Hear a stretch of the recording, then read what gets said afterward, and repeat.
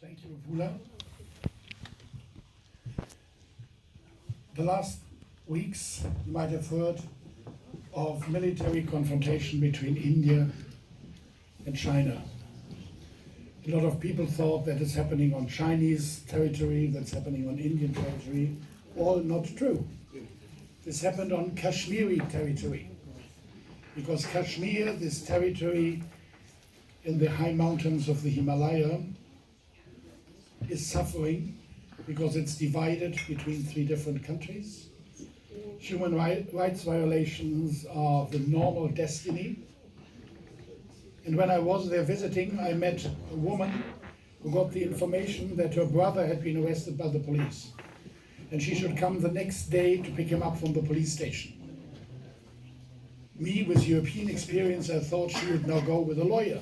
No, she went with a doctor and a nurse because she was sure he had been tortured. It was necessary to give him medical treatment. There's a law in Kashmir. If an armed soldier or militia is doing something wrong, stealing, raping, beating up, killing, it is not possible to bring this person to court because there is an amnesty for all crimes which you commit in case you are a soldier. And therefore the Kashmiri are fighting, and it was totally normal when Klaus arrived here that the Kashmiris contacted Klaus and asked him to become a member of this small group in the European Parliament, where Karl is a member as well,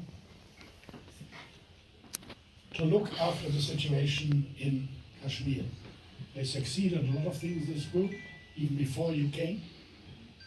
Resolutions in the European Parliament, a report in the European Parliament, which meant that after the publication of this report, human rights violations dropped considerably in Kashmir.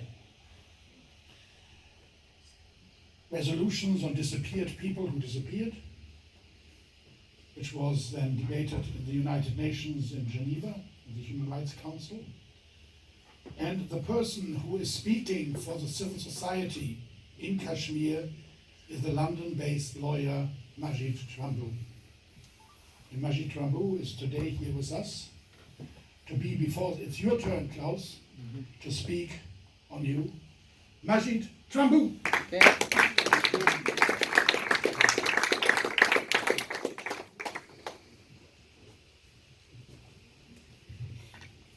Thank you, Frank.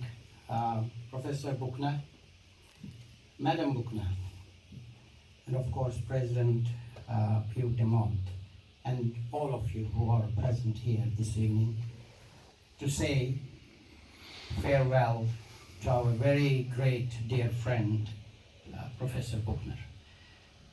Many people said this evening that it's goodbye to Professor Buchner. No, it's not goodbye to you, Professor Buchner. I can assure you that your heart is so big, you have so many causes listed there, that you simply will not go home and sit either in the balcony or in the garden in the rear of your house.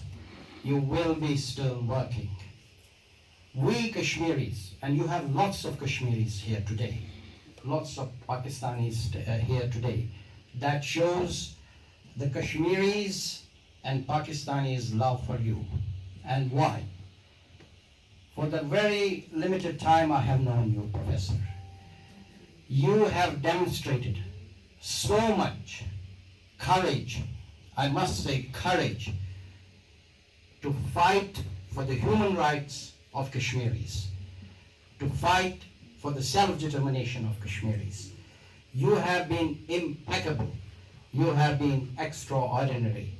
There are very few human beings like yourself. You are so distant from Kashmir. One can understand the British MEPs. They have huge Kashmiri diaspora living in the United Kingdom. But you don't have that compulsion. You did the work for Kashmir with your heart, with your mind, and with your soul. Kashmiris will remember you for all the time. And we all Kashmiris who are here today are thankful to you and very, very grateful to you for all the work you have done.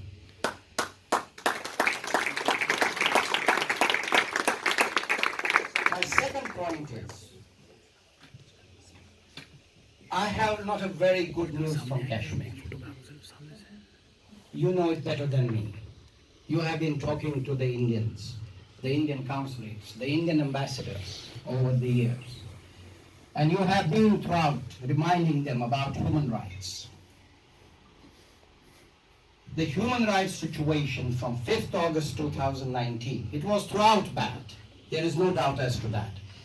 But since 5th August 2019, and a year is coming up now, one full year is coming up, it has been extraordinarily bad. A fascist regime sitting in New Delhi, a Nazi regime sitting in New Delhi, are doing such untold miseries on Kashmiris that you cannot understand and you cannot imagine. We in Europe had a couple of months of lockdown, which was still feasibly a reasonable lockdown. That was not a lockdown in the sense what we are experiencing in Kashmir. That lockdown has been going on now for 1 year. People are not allowed to come out. People are not allowed to go to their work. People are not allowed to go to hospitals. People are not allowed to have any kind of daily routine life. Instead, the killing is going on. I bring you this news from Kashmir. See this boy. Protesters in Kashmir after civilian killed by Indian military.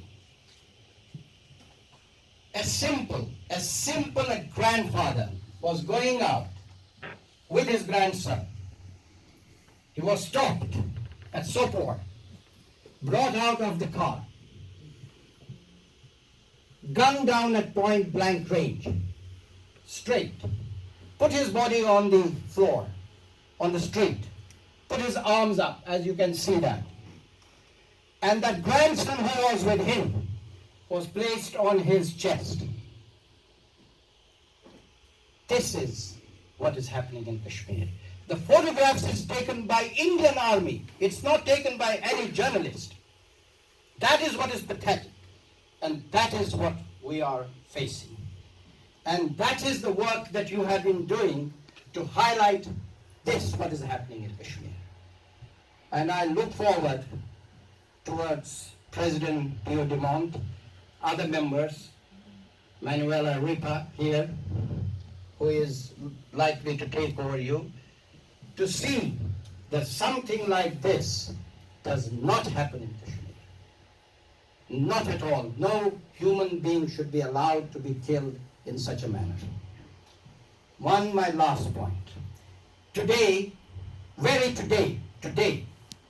was India-EU summit. Virtual. On the other side was the Nazi or the fascist Prime Minister, Modi. On this side was President of the Council and the President of the Commission. Very sad, very sad. I have seen the entire communique, which is about 5 pages. Professor Yura read it with me. We find lots of things on democracy, on rule of law, on justice, with a country that's doing this. And then talking about human rights. Where are there no human rights? So my appeal to the Council, to the Commission, this is the real face of India. How can you trade with India? How can you expect them to be the biggest democracy of the world? How do you expect them to respect rule of law when there is no rule of law? So with these few words, with these thoughts, I leave you. But Professor, you are not going anywhere. You have to work with us. You have to make sure that justice is brought to Kashmir. And you have to make sure that self-determination is for there for Kashmiris. I thank you very much, and I'm proud to be your friend. Thank you.